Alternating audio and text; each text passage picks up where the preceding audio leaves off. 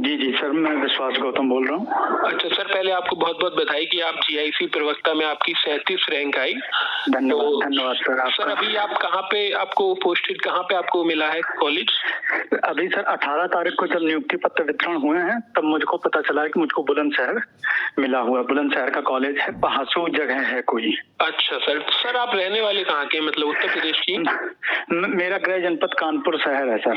अच्छा, कानपुर शहर है। सर हम आपसे एक थोड़ा छोटा सा इंटरव्यू चाहेंगे, अगर आपकी अनुमति हो तो हम इसे शुरू करते हैं, जिससे कि स्टूडेंट्स को पता चल सके आपकी बुक लिस्ट क्या थी, आपने कैसे कैसे चीजें पढ़ी, जिससे उन्हें भी आगे मार्गदर्शन मिल सके कि हम कैसे सफलता प्राप्त कर सकते हैं जीआईसी और पीजीटी में। बिल्कुल बिल्कुल सर। तो सर आपकी पढ़ाई के बारे में पहले जानना चाहेंगे कि सर आपने पढ़ाई कहाँ से करी थी, थोड़ा इसके बारे में बता दीजिए। मेरी स्कूलिंग जो हुई थी वो कानपुर शहर से ही हुई थी और मैंने अपना 2012 में। दोस्तों आपको बताना चाहेंगे कि हमारे चैनल पर सभी विषयों की, कोई सा भी सब्जेक्ट हो, सभी विषयों के टॉपर्स के इंटरव्यू लिए जाएंगे। तो चैनल को सब्सक्राइब और वीडियो को लाइक कर दीजिएगा। हम एक एक करके सभी चीज़ें लेकर आएंगे। तो आप वीडियो के नीचे कमेंट कर सकते हैं कि किस का आपको इंटरव्यू जल्दी चाहिए, कौन से विषय को आपका टॉपर से गाइडेंस चाहिए। ग्रेजुएशन किया था तो उस ग्रेजुएशन में मैंने बीटेक किया हुआ था और 2017 में मैंने एमए किया था हिस्ट्री से। अच्छा, तो सर ये आपका जीआईसी में चयन हुआ है, लेकिन एक बात हम आपको बताना चाहेंगे सब हमारे व्यूअर्स को कि देखिए आपने साइंस से पढ़ाई करी थी, बीटेक करा था, आपकी स्ट्रीम भी नहीं थी, उसके बावजूद आपने कठिन परिश्रम के बाद जीआईसी प्रवक्ता में 37 रैंक हासिल करी। ये बहुत अच्छी बात है, क्योंकि स्टूडेंट्स ने अपना बैकग्राउंड भी चेंज करा, उसके बाद भी आप इतनी अच्छी रैंक लाए हैं सर, इसके लिए बहुत बहुत आपको शुभकामनाएं सर। धन्यवाद धन्यवाद सर। यही जी अगर मैं अनुमति दें मैं कुछ बोलना चाहूँगा। यही सेम बात जब मैं अपने डॉक्यूमेंट वेरिफिकेशन करवाने आयोग गया हुआ था तो वहाँ पे जो अधिकारी मेरे डॉक्यूमेंट को वेरीफाई कर रहे थे तो उन्होंने कहा था जो बच्चे बीए एमए करके हिस्ट्री से कर रहे हैं आपने उन सबको पछाड़ कर आप यहाँ तक आए, यानी कि आपने इसके लिए इतिहास विषय में अथक प्रयास किया होगा। आपने बहुत अच्छे से मतलब आपने गहराई से अपनी ज्ञान को बढ़ाया होगा, संवर्धन किया होगा। सर अभी हमारे जो स्टूडेंट्स हैं वो इतिहास के जो है उनके लिए 2 परीक्षा आयोजित होने वाली हैं। एक पीजीटी की परीक्षा सर उसका पेपर होगा। हाँ, और अभी जीआईसी प्रवक्ता की भी वैकेंसी आने वाली है, उसमें भी इतिहास होगा। साथ ही साथ सर टीजीटी में सामाजिक विषय में इतिहास की महत्वपूर्ण भूमिका होती है, क्योंकि एक इतिहास विषय है, उसे हम लगभग 64-65 क्वेश्चन वहीं से आते हैं। बिल्कुल सर, बिल्कुल। तो सर हम स्टूडेंट्स के लिए सबसे पहले ये बताइए कि बेसिक चीजें क्या होनी चाहिए जिसे प्रवक्ता बनना है जीआईसी का, चाहे वो एलटी ग्रेड का हो या फिर वो पीजीटी करे, तो उसकी बेसिक चीजें क्या होनी चाहिए उसके पास? सबसे पहले एक तो हमारा ये होना चाहिए कि जो प्रीवियस ईयर क्वेश्चन पेपर हैं उस पे हमारी अच्छी पकड़ होनी चाहिए, क्योंकि कई सवाल ऐसे होते हैं जो हमारे प्रीवियस ईयर से आते हैं और उसके लिए आप घटना चक्र या यूथ कंपटीशन की कोई भी प्रीवियस ईयर की देख सकते हैं। और उसके अलावा बुक लिस्ट की अगर बात करी जाए, जी प्राचीन भारत की सर अगर आप बताएं तो सबसे पहले मैं प्रीलिम्स के स्तर पे बताता हूँ, क्योंकि मुख्य हर्डल तो हमारा प्रीलिम्स परीक्षा ही है, क्योंकि जब तक हमारा प्रीलिम्स नहीं निकलेगा तो हम मेंस के लिए कुछ नहीं कर सकते। तो प्रीलिम्स के लिए मैं केटीसी के लिए करंट कंपटीशन टाइम या फिर आप आर पब्लिकेशन की एक बुक आती है जो एक प्रॉपर सर गाइड आती है जिसमें सब सेक्शन होता है प्रॉपर। जी बिल्कुल बिल्कुल। तो आप क्योंकि जो हमारा प्रीलिम्स होता है वो फैक्ट पर आधारित होता है और जो स्टैंडर्ड्स बुक रहती हैं वो फैक्ट को ना ध्यान देकर वो कॉन्सेप्ट पे ज्यादा फोकस करती हैं। तो इसलिए हमें फैक्ट के लिए कोई बुक लेनी पड़ती है, उसके लिए हम या तो करंट कंपटीशन टाइम या फिर आर पब्लिकेशन की बुक आती है वो हम ले सकते हैं। सर आपकी पृष्ठभूमि नहीं थी एमए मतलब इतिहास की, उसके बावजूद मैं कुछ स्टूडेंट आप ही की तरह होंगे वो भी तैयारी कर रहे हैं, उन्हें इतिहास समझ में नहीं आता, तो कुछ मतलब बेसिक बुक में आपने एनसीईआरटी का यूज करा या एससीईआरटी का यूज करा, तो ये कहाँ से आपने बेसिक कहा या यूट्यूब चैनल की मदद ली? बेसिक के लिए मैंने एनसीईआरटी की पढ़ी और मैंने ओल्ड एनसीईआरटी मुक्ता पढ़ी है जिसमें आरएस शर्मा, प्राचीन भारत की आरएस शर्मा हो गई थी जी और मध्यकाल की सतीश चंद्रा हो गई थी, आधुनिक भारत की बिपिन चंद्र हो गई थी जी। मैंने बुकों को देखा था बेसिक के लिए। सर जो समस्या आती है इतिहास में फैक्ट बहुत होते हैं, तो आप कैसे अपने दिन को डिवाइड करते थे, कैसे पढ़ते थे और मतलब कितने घंटे आपको लगता है कि लगभग कितने घंटे पढ़ना चाहिए कि आपका प्री हो जाए, मतलब जीआईसी का हो या पीजीटी का हो या एलटी का हो, मतलब कितने घंटे सफिशिएंट होते हैं एक स्टूडेंट्स के लिए? घंटों का क्या है सर, घंटे मायने नहीं रखते, लेकिन हमारा ये है कि जो हम अपना इनपुट दे रहे हैं तो हमारा मैक्सिमम आउटपुट आना चाहिए। चाहे मैं वो 4 घंटे पढ़ूं या 6 घंटे पढ़ूं, घंटे की वो नहीं है, लेकिन आपके अच्छे से मतलब आप उसका आउटपुट यूटिलाइज करें। ये नहीं कि साथ में हम 12 घंटे पढ़ रहे हैं लेकिन साथ में फोन रखा हुआ है या इधर उधर ध्यान है, वो चीज नहीं होनी चाहिए। आप 8 भी घंटे पढ़ेंगे तो भी बहुत है पढ़ने के लिए। बिल्कुल आजकल सर सोशल मीडिया का उपयोग भी हो रहा है और अनुपयोग भी हो रहा है, ऐसे में आपने सोशल मीडिया से क्या दूरी बनाई थी या इसका प्रयोग करा या अनुप्रयोग करा या यूट्यूब से कोई मदद ली? मैंने YouTube से तो मदद ली है, लेकिन सोशल मीडिया से मैं पूर्णतया तो नहीं कहूँगा, मैं केवल WhatsApp यूज करता हूँ। उसके अलावा मैं और कोई भी सोशल मीडिया प्लेटफॉर्म इस्तेमाल नहीं करता। तो मतलब आपने अंशतः यूज करा और थोड़ा बहिष्कार करा सोशल मीडिया का? हाँ, मैंने केवल WhatsApp इस्तेमाल किया है, बाकी मेरी ना फेसबुक पर ना इंस्टाग्राम पर कोई आईडी भी नहीं है। अच्छा, ओके, ये बहुत अच्छी बात आपने बताई। तो सर स्टूडेंट्स के लिए अगर आप प्राचीन, आपने एक बुक बताई किरण कॉम्पिटिशन टाइम्स और आर्य पब्लिकेशन, ये दोनों, किरण जो है वो शायद इलाहाबाद से निकलती है और आर्य राजस्थान की बुक है। राजस्थान से, बिल्कुल। तो सर ये पूछना चाह रहे थे, जो बुक है वो 300 पेज की लगभग है, वो मैंने भी पढ़ी है। तो स्टूडेंट्स ये पूछना चाहते हैं कि क्या उसे हाइलाइटर का यूज करें, क्या उसके नोट्स बनाएं या केवल बुक, खाली वही बुक पढ़ते रहे, तो क्या स्ट्रेटेजी होनी चाहिए इसकी? आप प्रीलिम्स के लिए आप मल्टीपल रीडिंग करिए। आप जितनी से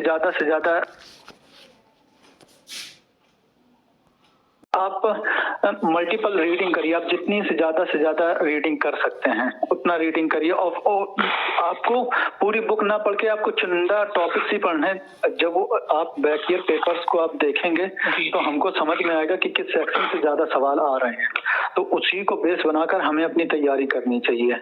जैसे हड़प्पा काल से है एक सवाल आना अनिवार्य है, तो मौर्य काल से सवाल आने तय हैं और ये गुप्त काल से आने हैं। तो इस तरह से हम अपना देख लें कि किस सेक्शन से कितने सवाल आ रहे हैं, उस हिसाब से हम अपनी पढ़ाई को डिवाइड करें। अगर हम आर्य कंपटीशन बुक की देखें, वो लगभग 600 पेज की बुक है।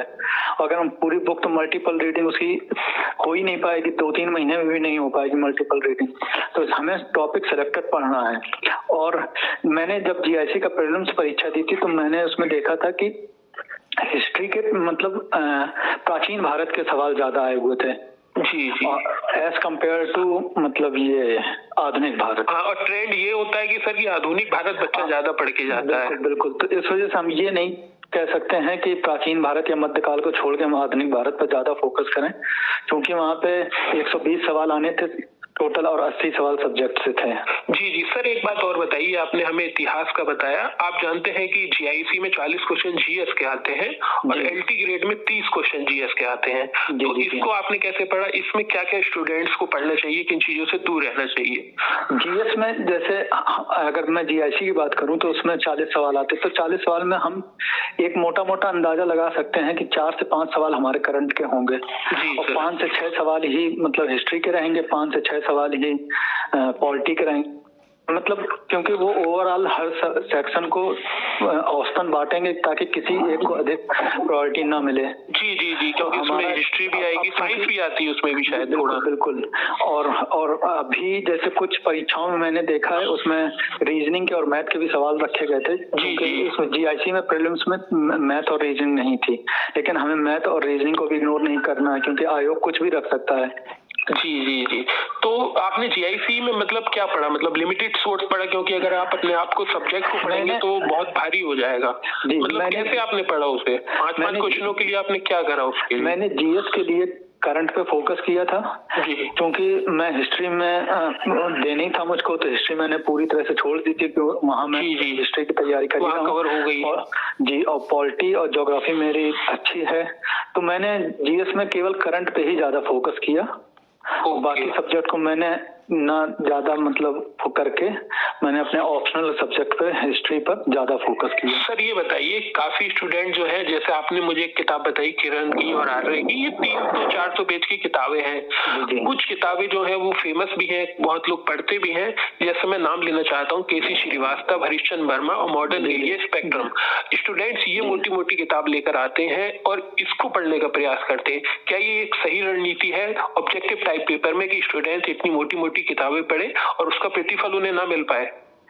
बिल्कुल, जैसे मैं अगर प्रीलिम्स के लिए बोलूं तो स्पेक्ट्रम हमारे लिए हमेशा लाभकारी रही। अगर आप चाहे तो सिविल सर्विसेज की बात करें या फिर जीआईटी ग्रेड, तो स्पेक्ट्रम एक अच्छी बुक रही है। लेकिन हमारे पास केसी श्रीवास्तव और ये जैन शर्मा माथुर है, ये प्रीलिम्स के लिए उतनी मतलब है लाभकारी, लेकिन उतनी नहीं जितनी होनी चाहिए। जी जी। तो उसके बजाय हम किसी लिमिटेड सोर्स पे ही, जैसे करंट कंपटीशन टाइम हो, उन्होंने अच्छा खासा फैक्ट को कवर किया हुआ है, आर कंपटीशन ने अच्छा खासा कवर किया है, तो मैं बच्चों को यही सलाह दूंगा कि वो उसी पे स्टिक रहें और उसी की ही मल्टीपल रीडिंग करें। सर ये मैं पूछना चाहता हूँ कि ये दक्षिण प्राचीन भारत में टॉपिक है दक्षिण भारत का, इसमें स्टूडेंट्स को याद नहीं हो पाती है चीजें, तो इसके क्या नोट्स बनाए जाए या कोई ट्रिक यूज करी जाए? क्योंकि इसमें बच्चा पढ़ता है गुप्त साम्राज्य के बाद, गुप्तोत्तर काल के बाद, तो बच्चे के बाद फिर ये चीज याद नहीं हो पाती है, तो ये क्या करा जाए इसका? उससे क्वेश्चन भी आते हैं।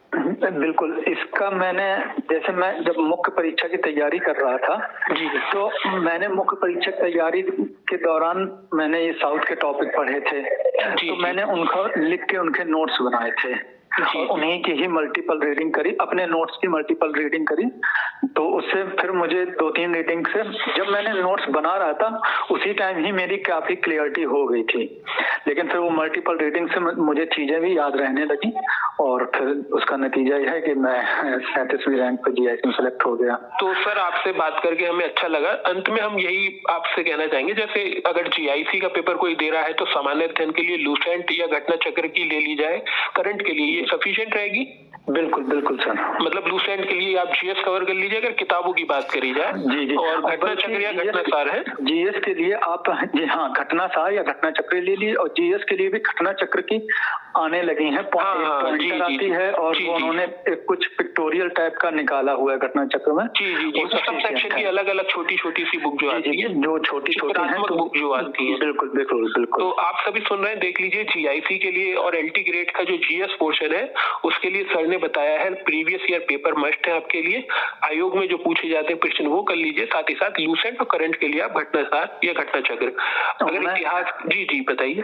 मैं सर अगर बच्चों को बुक लिस्ट के बारे में कुछ सलाह देना चाहूंगा। जी सर। तो मैं सबसे पहले ये कहूंगा, बच्चों जब भी आप अपने नोट्स बनाएं तो आप ऐसे नोट्स बनाएं, एक बार ही नोट्स बनेंगे, क्योंकि बार बार हम नोट्स बनाएंगे नहीं, तो एक बार में ही आप चाहें तो 4-5 बुक रख के साथ में पढ़ें और एक बार में ही नोट्स बना लें, ताकि आपको बार बार बुकें ना खोलनी पड़े। जैसे मैंने अपने जब नोट्स बना रहा था, मैं प्राचीन भारत की बात करूं तो मैंने कई बुकों को साथ में रखा, भले उसमें टाइम लगा लेकिन उसका नतीजा मुझे आज मिला हुआ है।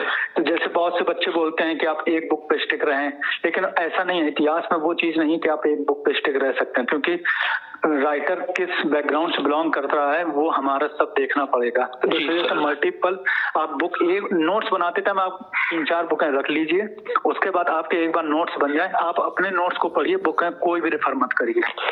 अगर मैं प्राचीन भारत की बात करूं तो मैंने एस.के. पांडे, ये पप्पू सिंह प्रजापति, केसी श्रीवास्तव, आर.एस. शर्मा, एल.पी. शर्मा, जैन शर्मा माथुर, इन 6 बुकों को मैंने रखा था नोट्स बनाने के दौरान, और फिर उसके बाद मैंने अपने जो नोट्स बनाए बस उन्हीं को ही पढ़ा, चाहे वो पीसीएस की मुख्य परीक्षा के लिए हो या फिर जीआईसी की मुख्य परीक्षा के लिए हो। मैंने केवल इन्हीं मतलब बुक के द्वारा अपने नोट्स बनाए और मैंने अपने नोट्स पढ़े। सर क्या ये रणनीति सही होती है कि प्रीवियस, जैसे मान लीजिए आपने हड़प्पा सभ्यता करी, इसके बाद प्रीवियस ईयर के घटना चक्र से क्वेश्चन लगा लिए जाए, तो ये रणनीति सही होती है सर की? मतलब एक प्रकार से बच्चे को ये भी पता चल जाता है कि हमने कितना पढ़ा और हमारे टॉपिक वाइज टॉपिक कवर भी होते चले जाते हैं। बिल्कुल बिल्कुल बिल्कुल सर, जैसे हम टॉपिक वाइज पढ़ते जाएं, बैक ईयर देखते जाएं, तो हमें पता चलता रहेगा कि हम सही दिशा में आगे बढ़ रहे हैं कि नहीं बढ़ रहे हैं, वो चीजें भी होती रहेंगी। सर कुछ स्टूडेंट जो है हमारे वो टीचिंग करते हैं, बच्चों को पढ़ाते हैं, क्योंकि आप जानते हैं कि सभी व्यक्ति एक से नहीं होते, कुछ गरीब कुछ अमीर होते हैं, तो टीचिंग के दौरान बच्चे को कम समय मिल पाता है, 4 घंटे 5 घंटे, तो उसके लिए प्रॉपर गाइड के रूप में क्या किरण कंपटीशन टाइम्स या आर कंपटीशन टाइम्स सही रह सकती है? अगर वो मोटी मोटी किताबें या पैसे बचत करना चाहता है तो क्या ये किताब ले सकता है? मैं अगर बात करूं तो ये प्रीलिम्स के लिए तो सही है, क्योंकि वो फैक्ट पर आधारित हैं और जो बुकें रहती हैं वो हमारे कॉन्सेप्ट को क्लियर करती हैं। जैसे अगर आपको ध्यान में एक उदाहरण देकर समझाना चाहता हूं कि जब ये हर्षवर्धन और ये क्या कहा जाता है वो युद्ध हुआ था जो जिससे दूसरे राजा का नाम मुझको अभी याद नहीं आ रहा है। चलिए कोई बात नहीं। तो वो जो इसमें युद्ध हुआ था तो उसमें रवि की जो उनके दरबारी कवि थे रवि कीर्ति, उन्होंने कहा था कि वो शायद नाम मुझको याद नहीं आ रहा, तो उन्होंने कहा कि वो जीत गए थे। लेकिन जब आप बुकों को पढ़ेंगे तो वहां पे हेन सांग ने बोला है कि हर्षवर्धन उस राजा को हरा नहीं पाया, यानी कि वो युद्ध निर्णायक नहीं था। जबकि रवि कीर्ति ने कहा है कि उन्होंने हरा दिया था हर्षवर्धन को। तो वो चीजें आप अगर आर में या किरण में पढ़ेंगे तो वो हमारे क्लियरिटी कॉन्सेप्ट, मतलब आप ये कह रहे हैं जो डीप क्वेश्चन आते हैं फिर आप उन क्वेश्चन को टैकल नहीं कर पाएंगे। बिल्कुल, तो उसके लिए हमको बुक तो रेफर करना ही पड़ेगा, वो मस्ट है। तो सर एक मैं ये बात पूछना चाह रहा हूँ, काफी स्टूडेंट हमारे टीजीटी के जिसमें एक मल्टीपल चॉइस पेपर होता है और पीजीटी में भी मल्टीपल चॉइस पेपर होता है। पीजीटी में केवल हमें इंटरव्यू देना होता है, उसके बाद मतलब ये परीक्षा मल्टीपल चॉइस पर आधारित है, इसमें लिखना ही नहीं है। तो इसके लिए आप क्या कह सकते हैं सर? इसके लिए किरण कॉम्पिटिशन टाइम्स या आर्य ये वाली बुक ले सकते हैं? ये बिल्कुल उचित है, क्योंकि हमें प्रारंभिक परीक्षा निकालनी है तो उसके लिए तो वो उचित है। लेकिन हमारी अगर इंटरव्यू जब वो लेंगे, हमारी नॉलेज को देखेंगे, अगर हम वहां पे फंसेंगे तो समस्या रहेगी। तो उसके लिए आप ये पढ़ सकते हैं, लेकिन साथ में आपको बुकें भी पढ़नी चाहिए। मतलब अगर आपको बेसिक कॉन्सेप्ट क्लियर होना चाहिए, क्योंकि भविष्य में जब अगर आपका चयन होता है, आप विद्यालय में पढ़ाने जाएंगे आपको तो वो चीज बच्चों के सामने ऐसा न प्रदर्शित होनी चाहिए कि बच्चे आपके पीछे आपका मजाक उड़ाएं, वो चीज नहीं होनी चाहिए।